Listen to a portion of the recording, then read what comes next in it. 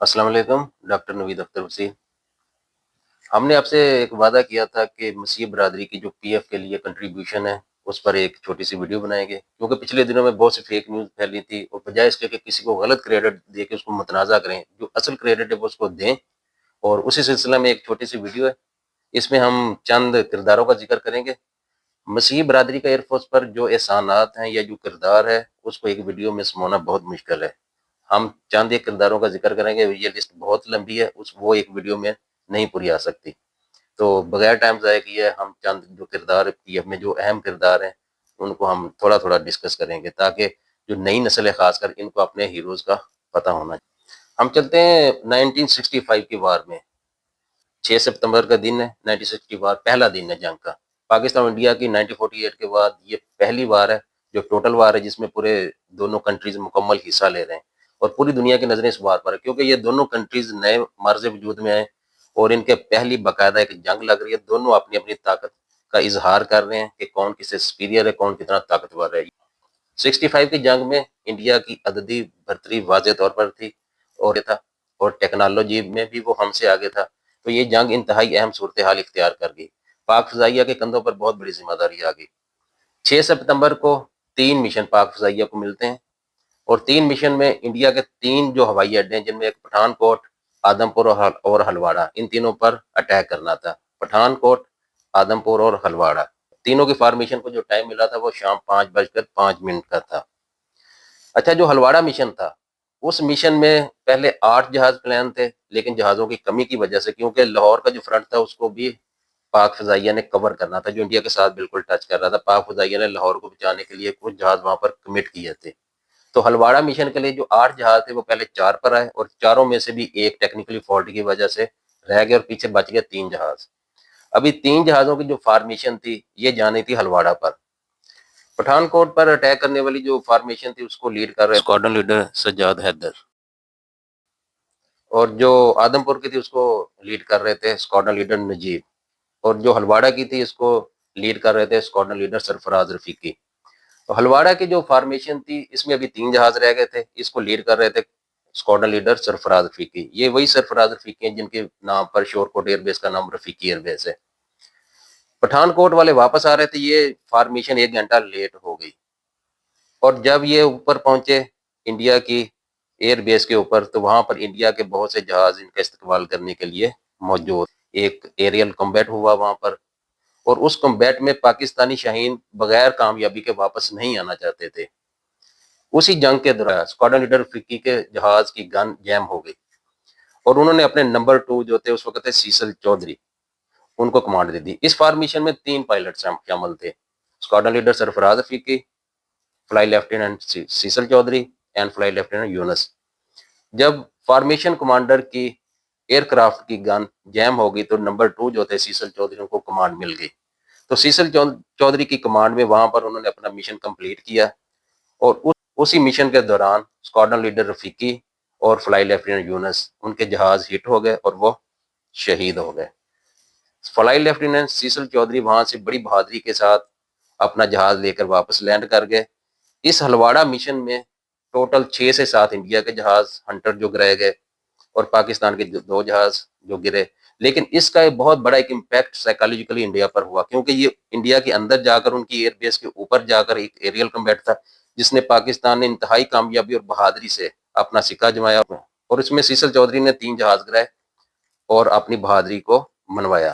سیسل چودھری کو 1965 کی اس بہادری کی وجہ سے ستارہ جرأت کا انعام بھی دیا گیا، اور بات یہیں پہ ختم نہیں ہوتی۔ اس کے بعد 1971 آتی ہے۔ 1971 کی وار میں بھی سیسل چودھری موجود تھے، اور وہ اس وقت اسکواڈرن لیڈر تھے۔ 71 کی وار میں سیسل چودھری ایک مشن پر تھے، اور ان کا جہاز ہٹ ہو گیا۔ ہٹ ہونے کے بعد ان کا ایجیکٹ کرنا پڑا، اور جب یہ گرے تو انڈیا کے اندر تھے، پاکستانی حدود سے کچھ 300-400 میٹر انڈیا والی سائڈ پر، وہ مائنز والا ایریا تھا، اور ان کی 4 پسلیاں ٹوٹ گئیں، لیکن اس کے باوجود بڑی مشکل سے سروائیو کرتے ہوئے پاکستان میں آئے۔ پاکستان کے اندر میڈیکل آفیسرز نے ان کو ریسٹ کرنے کا کہا، لیکن انہوں نے کہا کہ نہیں، میں ریسٹ نہیں کروں گا، پاکستان کے لیے میں جنگ کروں گا مشن، اور پھر یہ دوبارہ اگلے مشن کے لیے گئے، اور اطلاعات کے مطابق انہوں نے پھر اپنا بدلہ لیا، وہاں پر ایک اور جہاز گرایا اسی مقام پر، اور پھر واپس۔ اور سیسر چودھری کو 1971 میں ستارہ رسالت ملا. اس کے بعد وہ جب ریٹائر ہوئے تو وہ ایجوکیشن فیلڈ میں آ گئے. سیسر چودھری دلوال ایک ایریا ہے چکوال میں, وہاں پر پیدا ہوئے. ان کے فادر جو تھے وہ ایک فوٹوگرافر تھے پاکستان ٹائمز میں, ایف ای چودھری, ان کے یہ بیٹے تھے.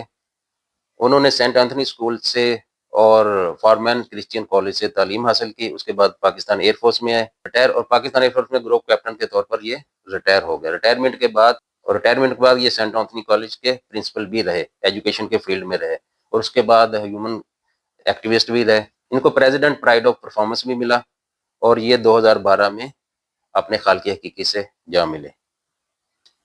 ابھی ہم بات کرتے ہیں air vice marshal Eric Gordon Hall کی.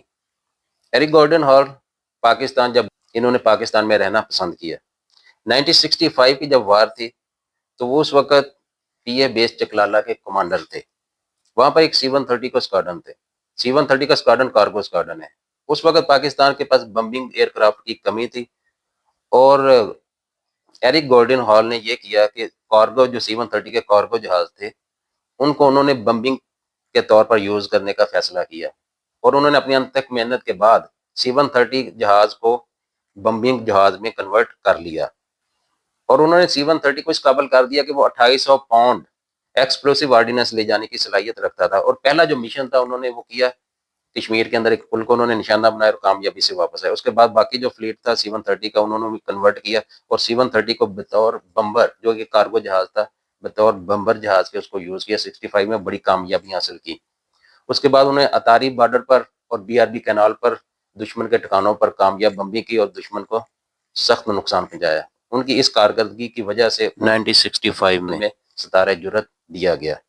اور وہ جب ریٹائر ہوئے تو 1971 میں وہ chief of staff of PF تھے, اور وہ ریٹائرمنٹ کے بعد ڈائریکٹر جنرل سول ایویشن بھی رہے. ایئر وائس مارشل مائیکل جان اوبرائن, آپ نے 1946 میں کمیشن حاصل کیا. آپ نے پاکستان میں رہنا پسند کیا. آپ نے 1947, 65 اور 71 تینوں جنگوں میں حصہ لیا. سروس کے دوران آپ مختلف اہم پوزیشنز پر قائم رہے. آپ PF بیس کرنگی کے بیس کمانڈر بھی رہے, کمانڈر نیشنل ڈیفنس کالج کے رہے, اور deputy chief of air staff بھی رہے. ٹریننگ میں آپ کا بہت بڑا ایک نام تھا, پاکستان ایئر فورس کی ٹریننگ میں آپ کا ایک بہت بڑا نام ہے. آپ کو 1965 کی جنگ میں عمدہ کارکردگی پر آپ کو تمغہ جرت سے نوازا گیا. پاکستان کی جو نیوکلیر پروگرام ہے اس میں بھی آپ کا بہت بڑا ایک کردار رہا ہے. کرانا ہلز ہیں, کرانا پہاڑی جسے کہتے ہیں, اس پر جو پہلی نیوکلیر سائٹس کا جو سپروائز کیا تھا ان میں بھی آپ شامل تھے. آپ پاکستان کے اسپیشل ڈیولپمنٹ ورک SDW کے بھی سینئر ممبر رہے ہیں. پاکستان نے جب پہلا نیوکلیر ٹیسٹ کول ٹیسٹ کیا تھا جو کہ ڈاکٹر اشفاق احمد اور منیر احمد خان کی زیر نگرانی ہوا تھا, اس وقت آپ senior member special development work تھے. تو آپ کو آپ کی بہتر کارکردگی کی وجہ سے آپ کو ستارہ بصالت بھی دیا گیا. Wing commander Mervyn Leslie Middlecoat, ان کا نک نیم جو تھا وہ کمانڈر لیزلی کے طور پر بھی جانے جاتے, کمانڈر لیزلی. 1940 میں یہ پیدا ہوئے, 54 میں انہوں نے کمیشن لیا, پاکستان ایئر فورس میں رہے, اور ٹریننگ میں ان کو بیسٹ پرفارمنس ٹرافی بھی ملی. نمبر 9 اسکواڈرن میں رہے. 1950 میں جب پاکستان اور نے امریکہ سے F-86 سیبر لیے تو اس کی جو ٹریننگ کے لیے 2 پائلٹ منتخب ہوئے, ان میں ایک کمانڈر لیزلی علاؤدین کے ساتھ شامل تھے. اور کچھ عرصہ کے بعد جب F-104 ایئر کرافٹ لیے تو اس کی ٹریننگ کے لیے بھی یہی دونوں پائلٹ گئے. ان کو ماسٹر آف 104 بھی کہا جاتا ہے. 65 کی وار کے دوران آپ نے بہت عمدہ کارکردگی دی اور انڈیا کو ناکوں چنے چبوائے. 1965 میں آپ کو ستارہ جرت سے نوازا گیا. 1958 میں آپ نے ایک ورلڈ ریکارڈ بنایا. پاکستان نے 1958 میں پہلی دفعہ F-86 سیبرز کے 16 ایئر کرافٹ سے ایک لوپ ڈائمنڈ شیپ میں بنا کر ورلڈ ریکارڈ بنایا. آپ اس ٹیم کا حصہ تھے. 1971 میں پاکستان اور انڈیا کی جنگ کے دوران ایک مشن کے دوران آپ انڈیا کی ایئر کرافٹ کی رینج میں آ گئے. 2 ایئر کرافٹ میزائل کو آپ نے مس کیا اور تیسرے میزائل کا نشانہ بن گئے. جب میزائل کا نشانہ بنے تو آپ کو ایجیکٹ ہوتے ہوئے دیکھا گیا. اس وقت آپ رن آف کچھ کے اوپر فلائی کر رہے تھے. آپ کی جو جہاز تھا رن آف کچھ کے اوپر تھا عریبین سی میں, اور اس وقت آپ وہاں پر گر گئے اس کے بعد آپ کا نہیں پتہ چلا، آپ کو ریسکیو کرنے کی کوشش کی گئی لیکن آپ کا وہاں پر نہیں پتہ چلا، اور 71 میں آپ کو آپ کی بہادری کی وجہ سے دوبارہ ستارہ جرأت سے نوازا گیا۔ آپ کو 2 دفعہ ستارہ جرأت سے نوازا گیا، 65 میں اور 71 میں۔ آپ نے اپنی جان پاکستان کے لیے دی اور آپ کا پاکستان پر بہت بڑا احسان ہے۔ اسکواڈرن لیڈر ولیم ڈیسمنڈ 1937 میں پیدا ہوئے، 1957 میں پاکستان ایئر فورس کا حصہ بنے۔ نیویگیٹر تھے، 65 میں ایز اے نیویگیٹر آپ نے کام کیا۔ آپ کے ہاتھ جو تھے وہ انجرڈ تھے، ہاتھ کی انجری کے باوجود مختلف فارمیشن میں مختلف سارٹیز میں حصہ لیا، 14 کے قریب آپ نے مشن کیا اور انڈیا کو سخت نقصان پہنچایا۔